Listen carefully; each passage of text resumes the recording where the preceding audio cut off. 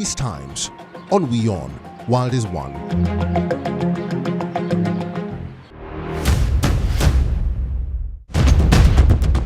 Economic turmoil and global unrest have cast a shadow over President Joe Biden's approval ratings.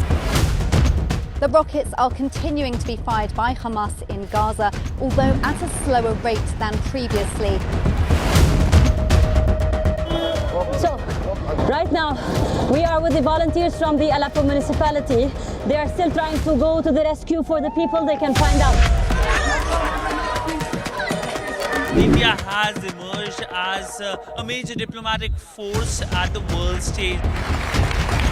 The rising cost of living in Nigeria continues to impact citizens from all walks of life.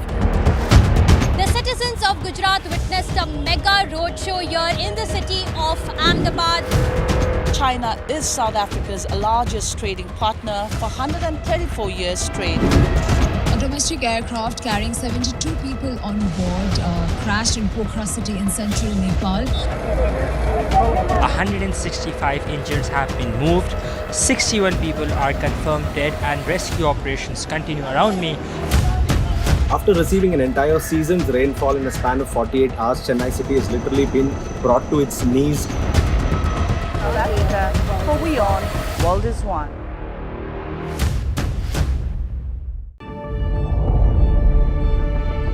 The Earth is sending distress signals. Wildfires, droughts, and melting glaciers. Can we reverse the damage? Explore the harrowing effects of climate change. It's a wake-up call. Global emergency. Climate Tracker on WION World is One.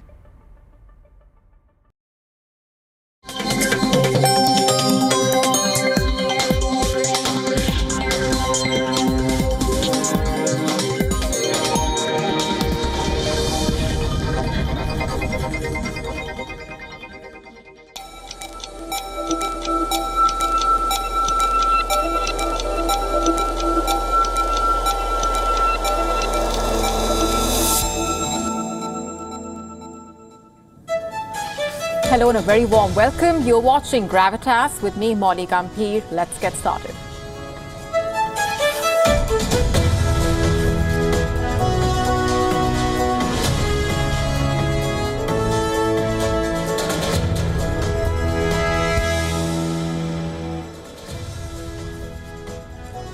Is China widening the war zone against America?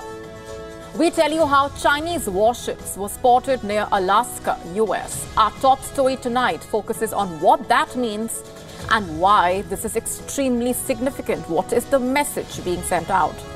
And here's a look at what else is lined up for you on the show tonight. We tell you all about the new South Korean weapon that can destroy drones using laser. You do not want to miss this story. Is the Israel coalition cracking up? Is Benjamin Netanyahu in trouble? We tell you what's brewing. We also tell you all about the eternal fantasies of billionaires and the lengths to which they are willing to go. All this and more coming up tonight on Gravitas.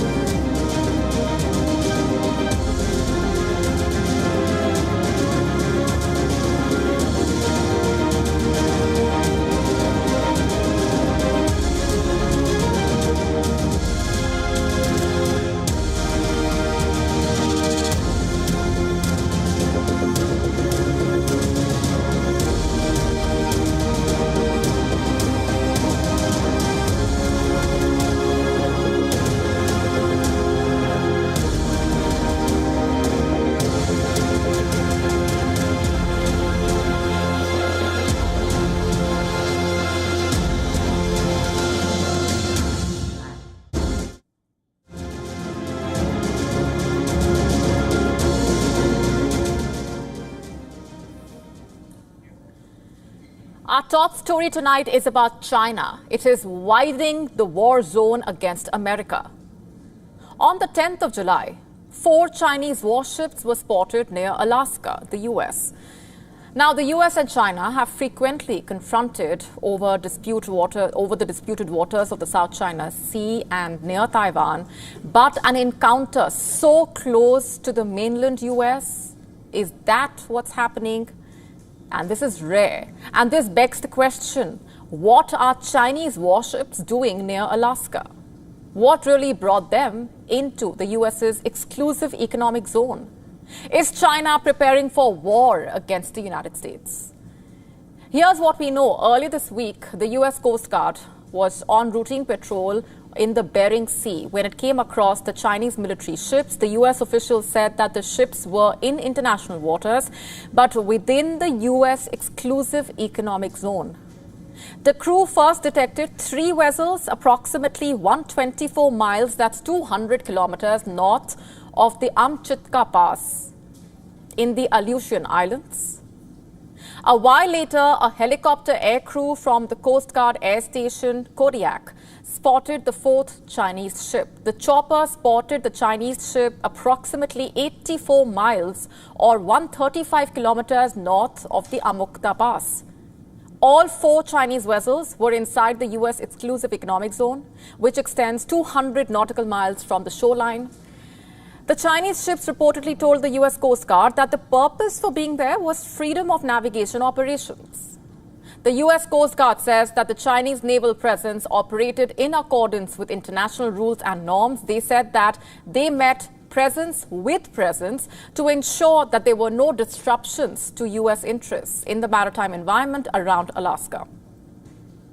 The US Coast Guard cutter Kimball is a 418-foot ship based in Honolulu.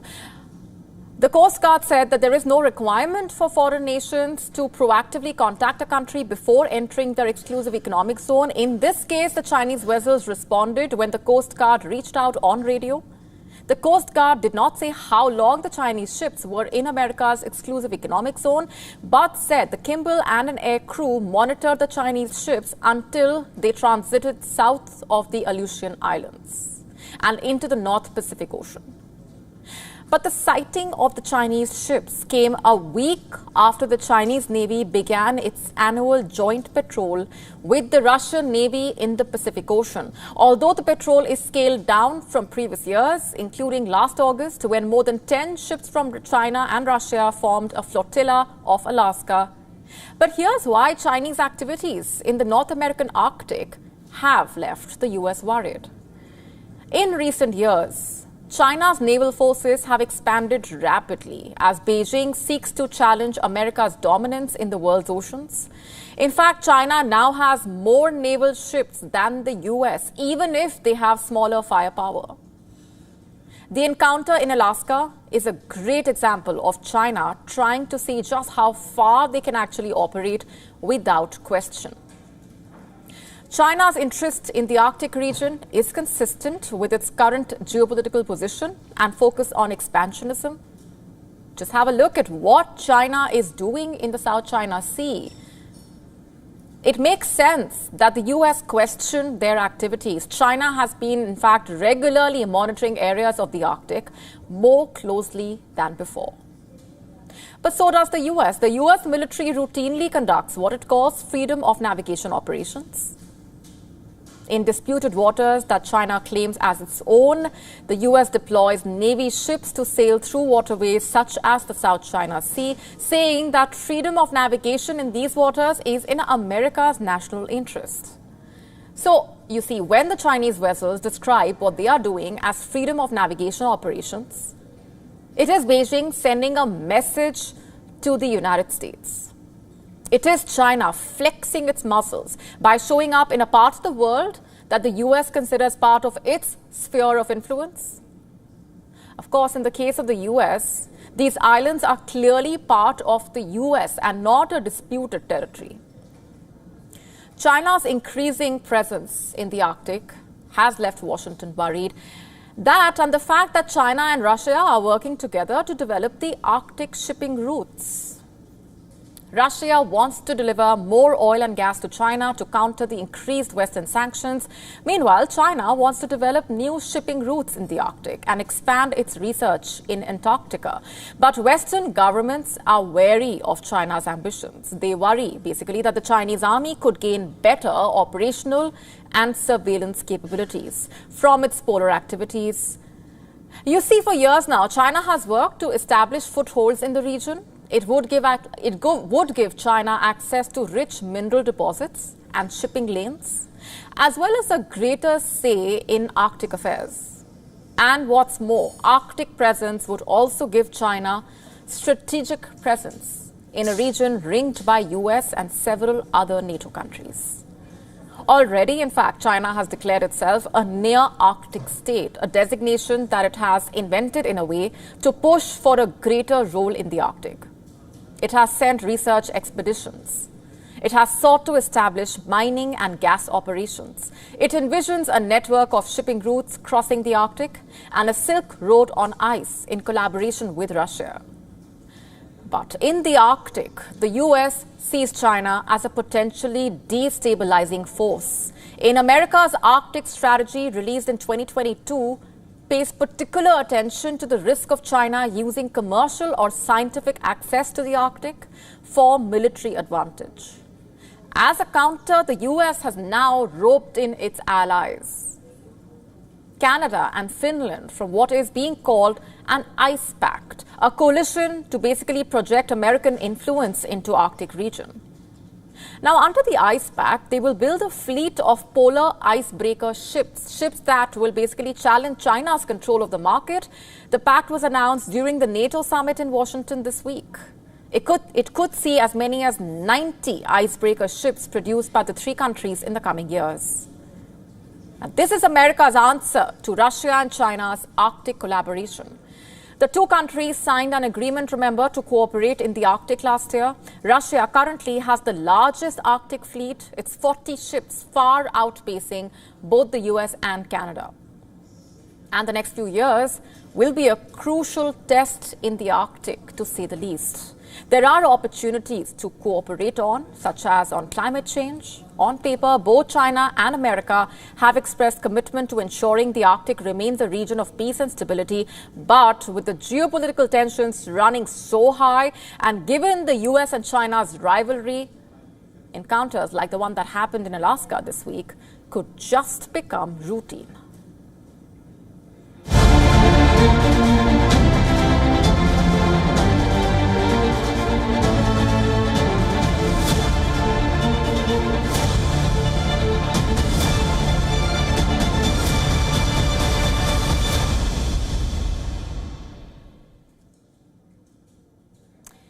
Let's now tell you about the latest groundbreaking development in military technology. South Korea is set to deploy laser weapons to shoot down North Korean drones, making it the world's first country to operationalize such cutting-edge technology. Will it be a game changer is the question. Can it help curb the threat of drones and be used on a larger scale? Let's delve into this and more over the next few minutes. It's been dubbed the Star Wars Project, officially known as Block 1. South Korea's laser weapons program could be a game changer, developed in collaboration with Hanwha Aerospace. These drone zapping lasers are not only highly effective, but also cost efficient, with each shot costing just 2,000 won, approximately 1.45 American dollars, or 121 Indian rupees. According to South Korea's Defense Acquisition Program Administration, these weapons are quiet, invisible, operate solely on electricity without needing any ammunition. They measure around 30 feet in length, 10 feet width, 10 feet height. The laser weapon supposedly melts the body of drones and fries the electronics inside. That's how the functioning works. According to those privy to the matter, with the help of fiber optic cables, the weapon basically generates a laser beam with a temperature ranging in excess of 700 degrees Celsius and can be fired upon drones in close range for about 20 seconds.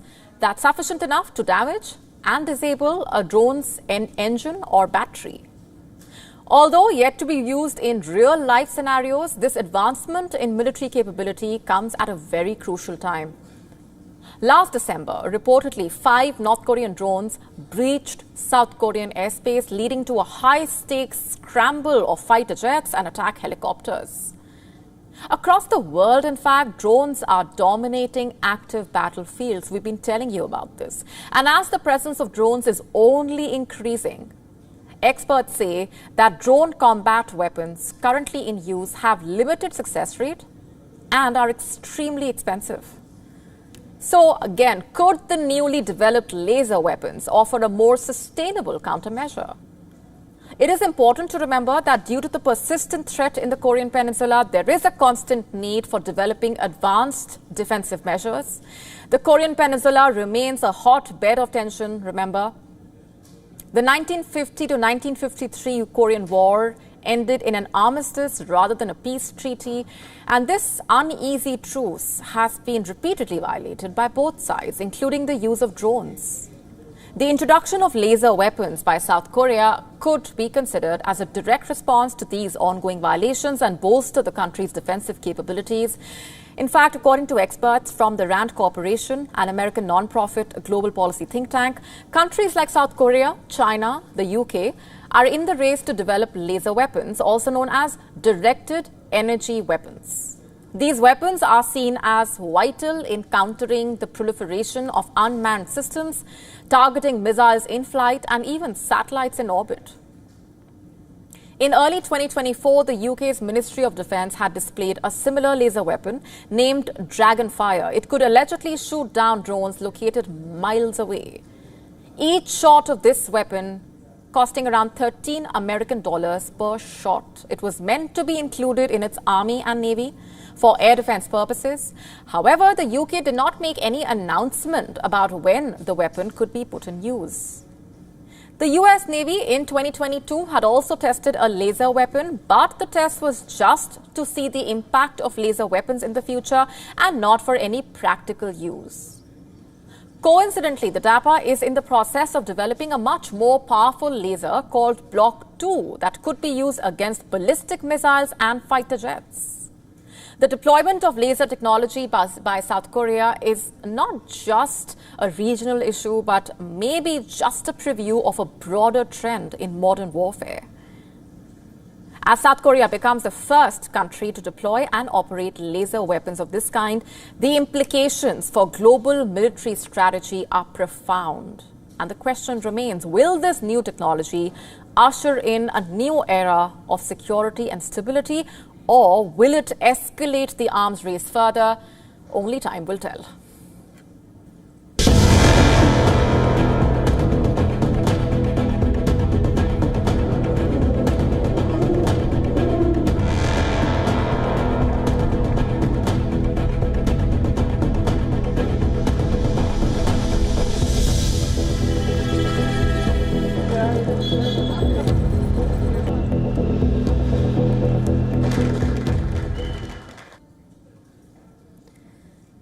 Do you believe in God? Have you often been asked this question? Whatever your answer may be, I know what you're possibly wondering. Why is this coming up? That is quite a question to end the week with. Maybe that's what you were thinking. Well, the story is about what's happening in the UK. Now, while we all know that the election result was a solid embarrassment for Rishi Sunak, who had to leave 10 Downing Street, and the Tories suffered a humiliating defeat, and Keir Starmer is the new Prime Minister, here's what else happened. As per Humanist UK, the UK has elected the most openly non-religious House of Commons in history. Now, before I get to those details, let me tell you this. Keir Starmer is an atheist. And as you may be aware, an atheist is someone who does not believe in the existence of a god or any gods. Going back to what Humanist UK has said, according to it, roughly 40% of MPs during their swearing-in ceremony chose to take the secular affirmation instead of a religious oath to God. And this, by the way, is up from 24% after the 2019 election. And this included the Prime Minister, Keir Starmer, and 50% of the cabinet. So, like we said, the UK has elected the most openly non-religious House of Commons in history. Basically, they chose the non-religious option to profess allegiance to the King. And this included Keir Starmer choosing a secular affirmation rather than a religious oath. And this stands out. It is being said that Britain has elected the most irreligious parliament in history, speaking specifically of Keir Starmer, Britain's new Prime Minister. The fact that he is an atheist is well known. He earlier pledged his loyalty, in fact, to the King by choosing words that avoided referring to God. In an interview earlier, he said he had quote, lot of time and respect for faith. I am not of faith. I don't believe in God, but I can see the power of faith and the way it brings people together, quote unquote. That is what Keir Starmer said. So what is the takeaway from all this? Humanist UK has said that the latest figures are a sign that the UK is changing. And that with the country now majority non-religious, according to them, the fact that Parliament is gradually becoming more representative of the society is a good thing, quote unquote. By the way, the non-religious affirmation has only been available since 1888. This was after a campaign by the atheist MP, Charles Bradlaugh, who was previously prevented from taking his seat because of his refusal to swear to God. But his constituents kept electing him in protest. Humanist UK Chief Executive Andrew Cobson has said, I'm quoting, "We've known for a while that the UK is one of the least religious countries in the world. We now have one of the least religious national parliaments in the world as well," quote unquote.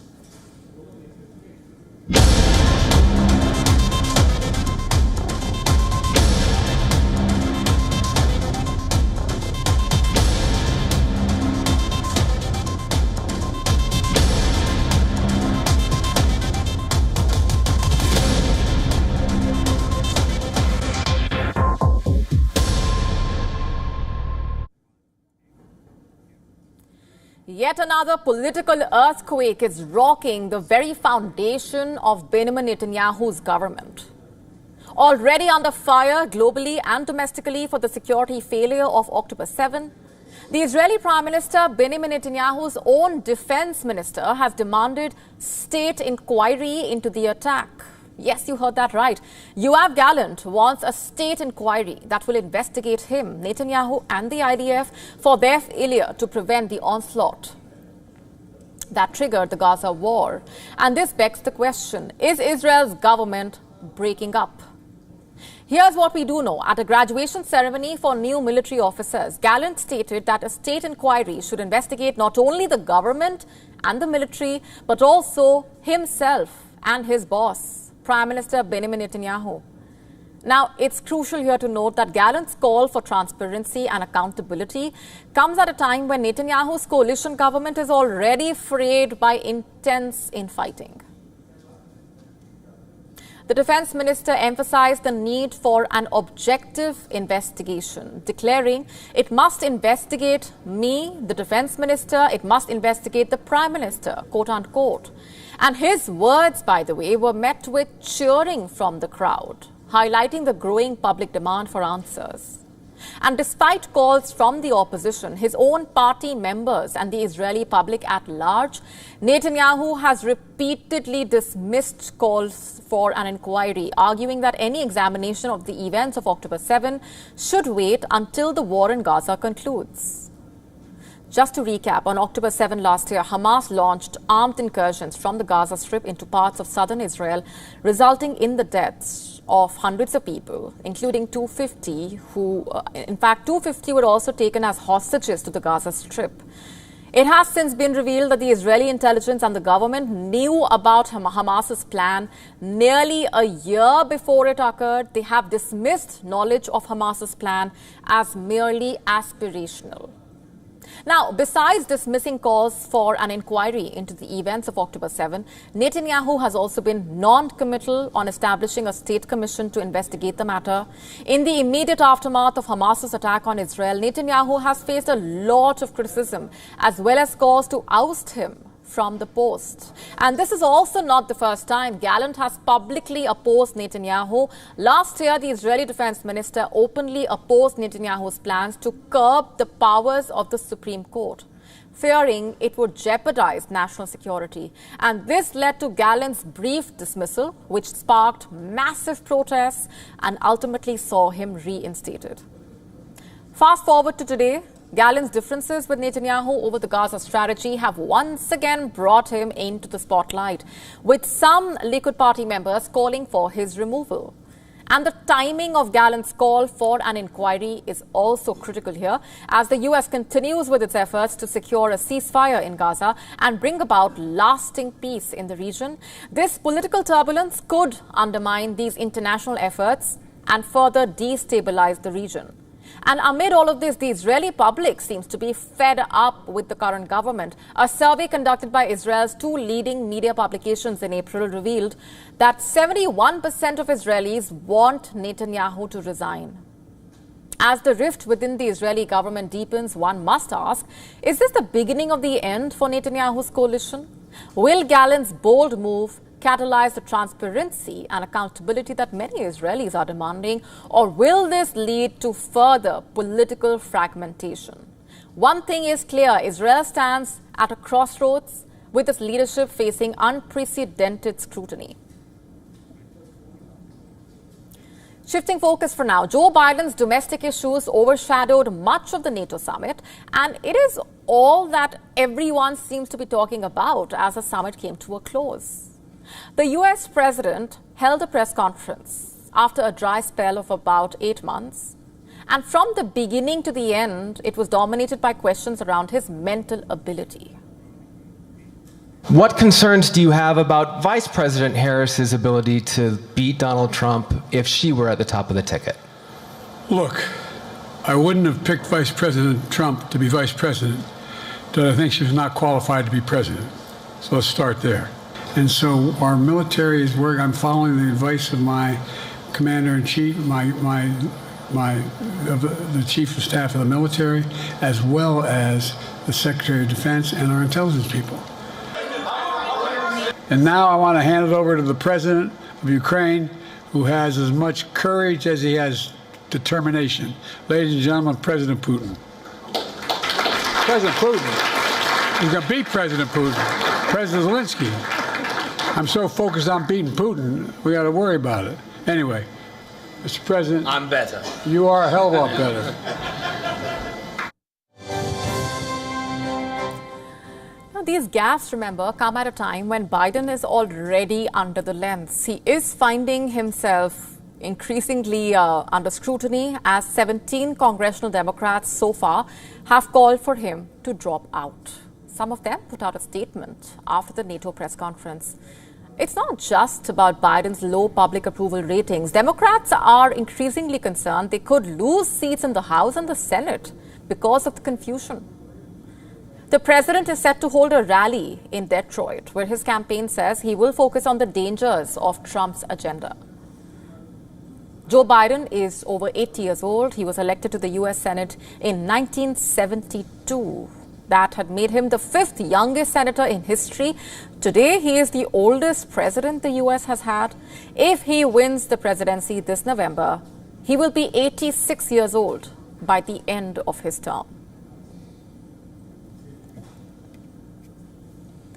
In a move citing national security concerns, Germany has announced a phased ban on equipment from Chinese tech giants Huawei and ZTE in its 5G networks. This decision comes after years of growing scrutiny within the European Union regarding the potential security risks posed by these companies.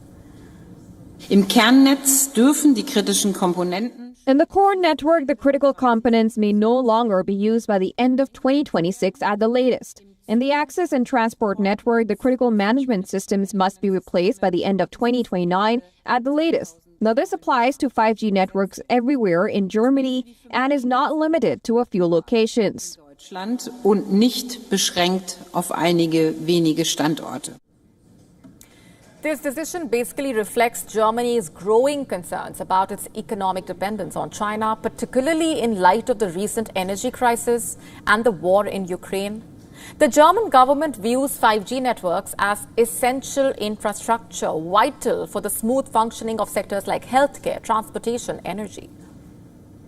Wir müssen Sicherheitsrisiken verringern und anders. We must reduce security risks and, unlike in the past, avoid one-sided dependencies. We must become more independent and more crisis-proof. Today's threats underline the importance of a secure and resilient telecommunications infrastructure, especially with regard to the dangers of sabotage and espionage.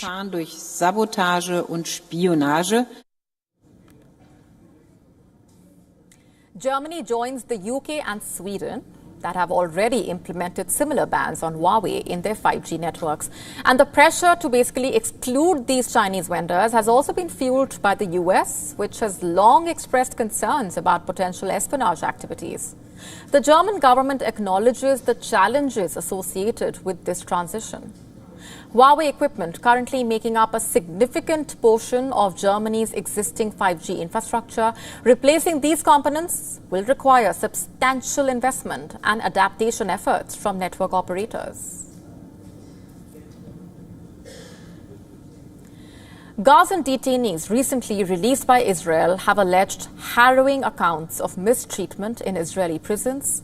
These include being blindfolded, beaten up, and even mauled by dogs. The condition of many of these detainees upon release being brought into question as supporting evidence of abuse. Here's a report on one such detainee. From an Egyptian hospital bed, Palestinian Tamir Osama Salim al-Hafi recalls his ordeal in Gaza, where Israel accused him of being a terrorist. A paramedic at the Indonesian hospital in northern Gaza, al-Hafi said he was shot below the knee by Israeli forces as he helped the injured onto stretchers after an Israeli airstrike last November. He briefly became a patient there, but when the hospital came under attack, his father carried him across his back, heading for another medical centre.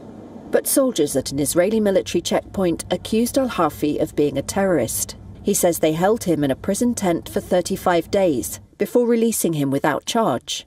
He says he was beaten and humiliated and did not receive medical care, and that he was blindfolded and cuffed by his arms and legs to a bed in the tent the whole time. The whole time I was in prison, the blindfold was not taken off my eyes at all, except on interrogation days. During interrogation, they would uncover my eyes and put it back on after. I didn't see the sun until I was released from prison. Food was once every 3 to 4 days. It was a pack of liquid vitamins. In the morning they would wake you up to drink, and the same at night. They'd put a straw in my mouth, you take a little, and then he says, "That's it, enough."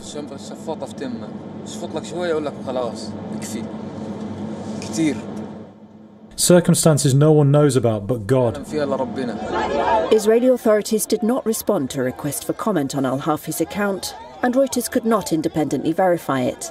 But it is consistent with those of other Palestinians who've been detained by Israel, like these men, and with statements by human rights groups on alleged abuse and mistreatment. Israel's military has said allegations of abuse against Palestinian detainees were being investigated. Al-Hafi is being treated in an Emirati-run hospital on a cargo ship docked in Egypt, where he longs to return to the wife and 4 children he hasn't seen since November. On release, he says he was dumped in southern Gaza and had to crawl for a couple of miles. He was treated in 4 different Gaza hospitals, then suffered from a blood clot on his lung and fell into a coma, he says. When he awoke some 25 days later, he had lost sight in his right eye. Al-Hafi believes that being a medic made him a target. They already hated the medical crew. They'd humiliate us only because of the tag medical personnel without any charge. The words medical personnel and working at a hospital, that was enough for them to treat you as suspect. Israel's military has accused fighters from Hamas and Islamic Jihad of hiding in hospitals and using human shields, allegations they deny. The military also says it has captured fighters in medical facilities. It has said detainees are treated in accordance with international law.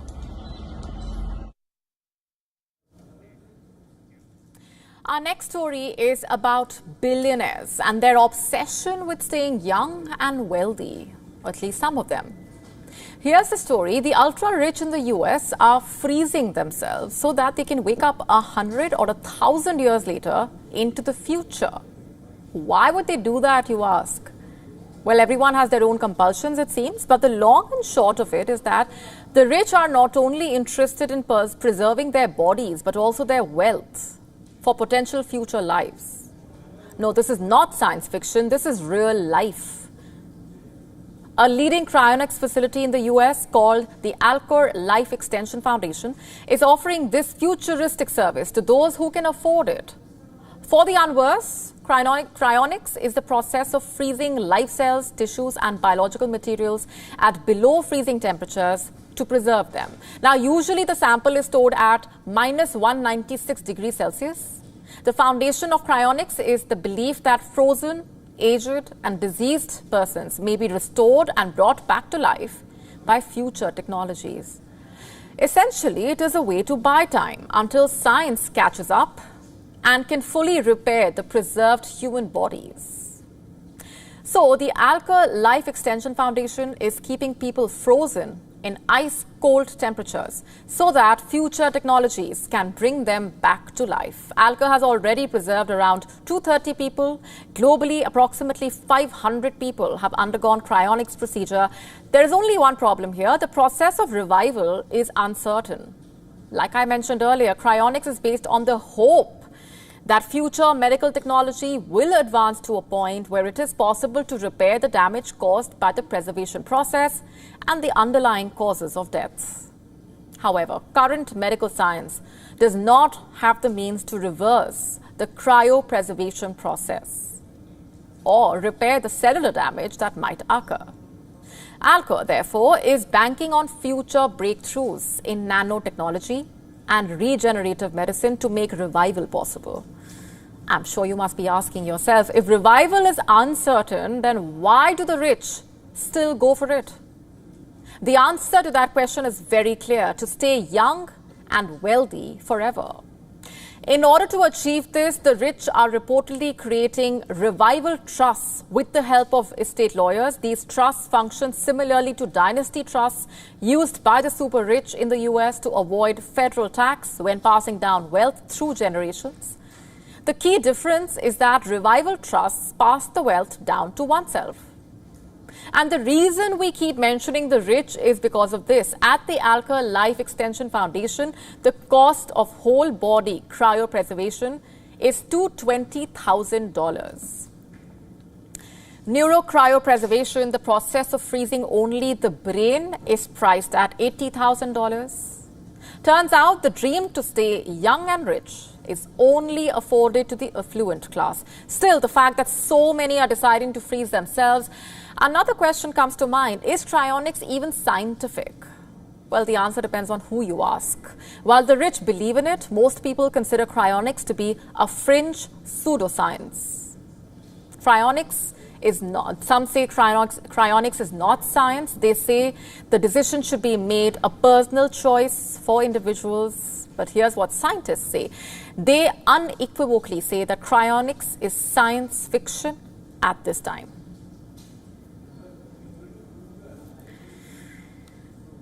In one of the largest mass strandings, at least 65 long-finned whales have died on an island off the north coast of Scotland. The video released by the British divers showing whales struggling to breathe in the shallow waters. While some of them lay spread out on the sand, the British divers' marine life rescue saying it alerted about the stranding and sent medics to the beach. This is a Scottish island in Orkney Archipelago. Medics found at least 77 pilot whales stranded on the shore for several hours, of which only 12 are still alive. Whales can get stranded on the shore for a range of reasons, like when they lose their way or get trapped by tides. But scientists say there is no single definitive reason behind the phenomenon. which have been recorded in history. Pilot whales in particular have close social bonds. When one member of a pod gets into trouble, others often end up following them, leading to mass strandings. A similar incident involving pilot whales occurred on Lewis, another Scottish island, just a year ago, when at least 55 whales died or were euthanized. Remember, much bigger strandings have taken place in other parts of the world, with the largest in parts of New Zealand and Australia. Let's now turn our attention to the surge in French business uncertainty during the turbulent election. According to the French Central Bank's monthly survey, the negative sentiment on business activity rose to the highest level since the 2022 energy crisis. Our next report telling you more. According to the Bank of France, the reading for July hit a high, measured by text mining replies of company leaders. Since 2021, the services gauge on uncertainty jumped the most. Although there was no discernible decline in activity, the survey of 8,500 businesses did reveal the anticipated downturn in cyclical industries, including transportation and temporary work. The survey was completed before the final round of voting, when it was unclear which parties would have sway over future economic policy. Some campaign promises targeted President Emmanuel Macron's pro-business policy, such as reversing a rise in the pension age or dramatically increasing the minimum wage. The central bank said, many business leaders are expressing their concerns about the uncertainty of national politics.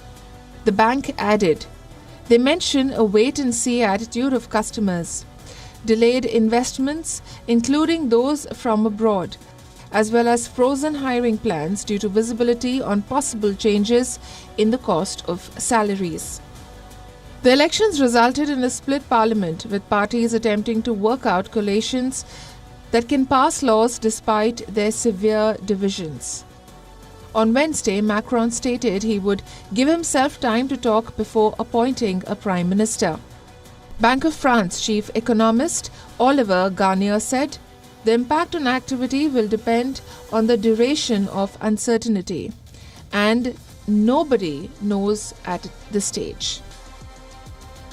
However, Garnier said the central bank's poll, along with other data, suggested a 0.1% expansion in the GDP during the June quarter. The central bank's prior growth projections ranged from 0 to 1%. The next government will face less fiscal uncertainty as the French economy is expected to maintain a steady growth this year. Statistics agency INSEE predicts the French economy to grow at 1.1% in 2024, the same as in 2023, thanks to a boost from the Summer Olympics in Paris. Consumer spending is forecast to rise and offset the fall in investment by companies and individuals. Business Bureau Report, WION World is One.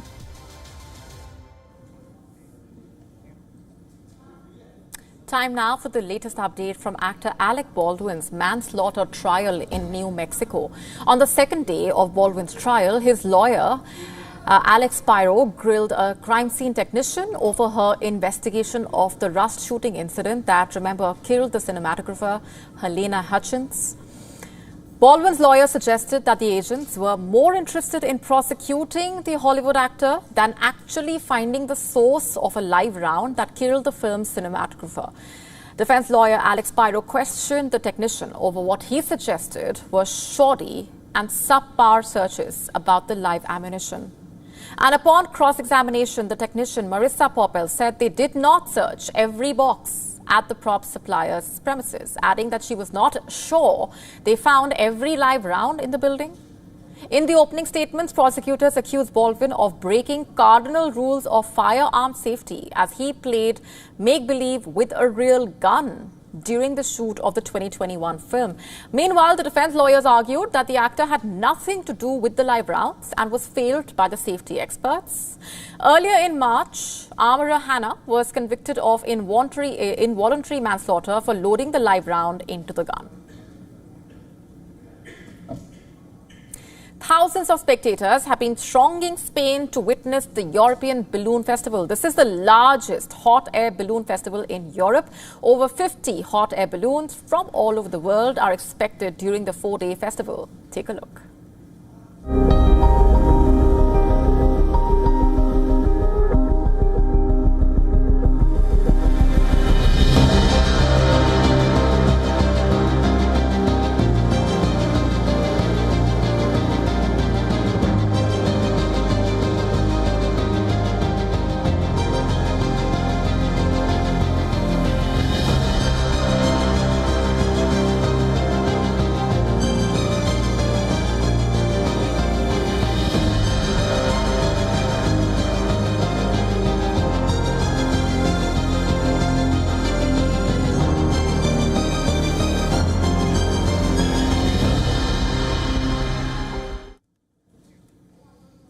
Irish music legend Rory Gallagher's 1961 Fender Stratocaster guitar is set to head for auction in October this year. The guitar is expected to fetch up to $1.28 million. Our next report telling you more.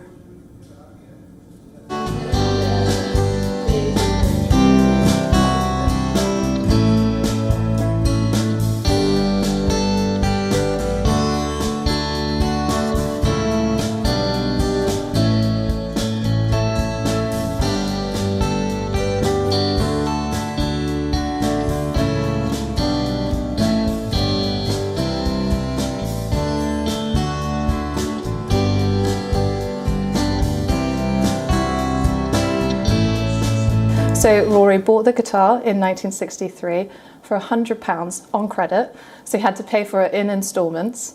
He bought it from Crowley's music store in Cork in Ireland, and this was the guitar he used from then, from 1963, right up until his passing in 1995. There's also a legend that says that this is the first Fender Stratocaster that came into Ireland, so it's also an important Fender guitar as well as an important Rory Gallagher guitar.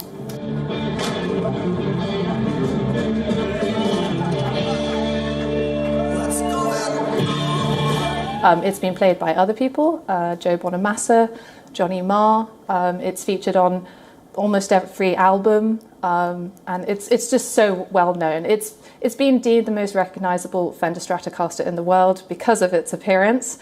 It's unusually worn appearance, but it's got a really distinct look, and everybody associates it with Rory.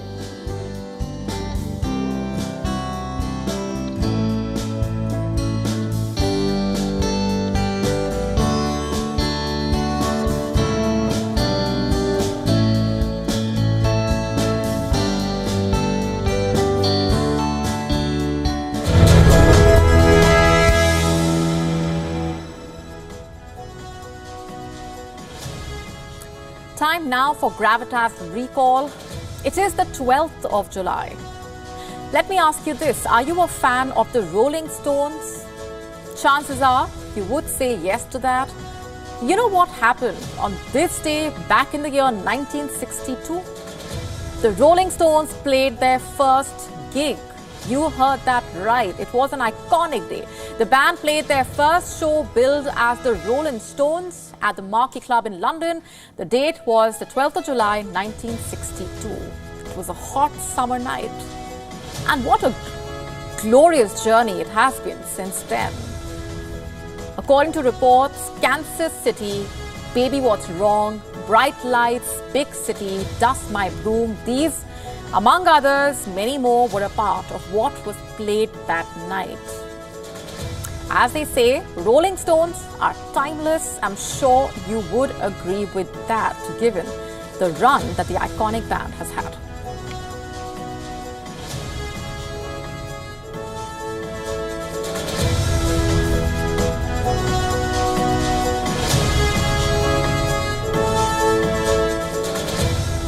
With that, it's a wrap on this edition of Gravitas tonight.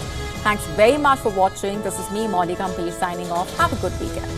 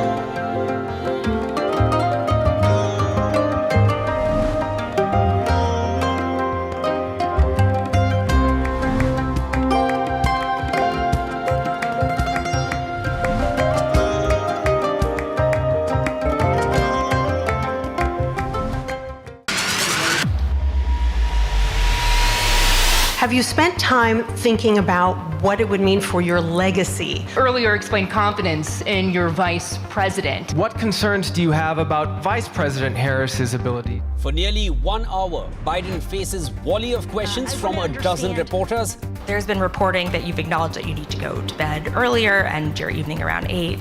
And they say I'm in good shape, okay? Gaffes, stumbles follow. I think I'm the most qualified person to run for president. I wouldn't have picked Vice President Trump to be vice president. As he stands defiant to prove that he is the man who will finish the job. I'm in this to complete the job I started. Even as the clamor grows for him to step aside. Neurological exams by a neurologist. As time runs out for Biden's campaign, will the floodgates open or will the tide hold?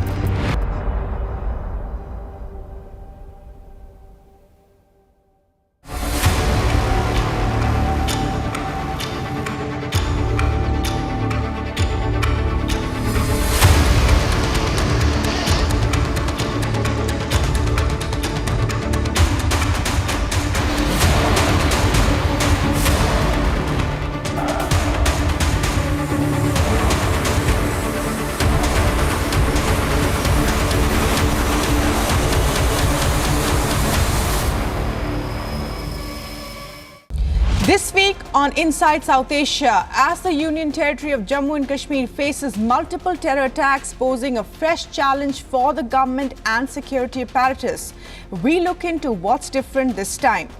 From India's northeastern states of Assam and Manipur to Bangladesh and Nepal, rivers and river systems continue to overflow amid fierce monsoon rains. When will this mayhem stop? Bangladesh Prime Minister Sheikh Hasina visits Beijing as India watches cautiously. And on the top of the world, we tell you about the massive cleanup drive on Mount Everest. All this and lot more on Inside South Asia.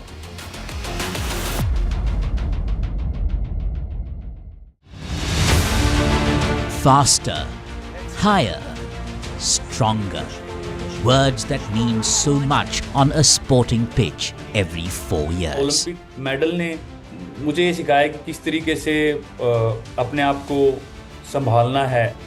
The world's best sporting talents are assembling in Paris later this month. The quest for an Olympic medal is sport's greatest pursuit. I think people are looking at the Olympics with a lot of hope. More than 200 countries all coming together. The Olympic Games return to the French capital after a century. There's not really any cities that compare to it. Catch all the build-up to the Paris Games on WION World is One.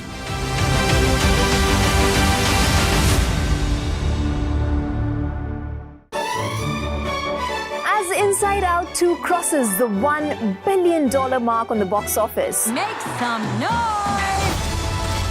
we dive deep into the business of highest-grossing animated films. Find out which celebrities changed their names before entering the film industry. And know the unknown about Forrest Gump star Tom Hanks as he turns a year older. All this and much more with me, Isha Hanspal, at these times, only on WION E-Club. The Earth is sending distress signals. Wildfires, droughts, and melting glaciers. Can we reverse the damage? Explore the harrowing effects of climate change. It's a wake-up call. Global emergency. Climate Tracker on WION World is One.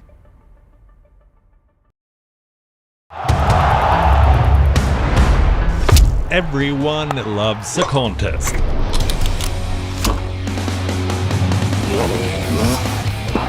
But sport isn't just about victory and defeat.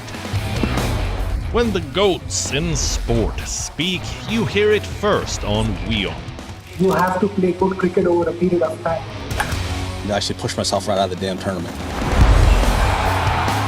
We go beyond the stats. Our stories are quoted the world over. At WION, sport is part of our DNA. Come, join us on this journey. Weekdays 6:30 PM IST, 1 PM GMT.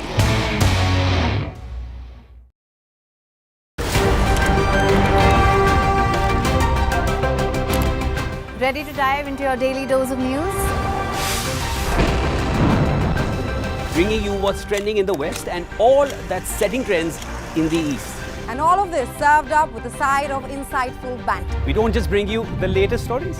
We bring you your talking points for the day. And while you do that, from the busy streets of New York, I will provide you with deeper insights on the developments through the course of the day in the US.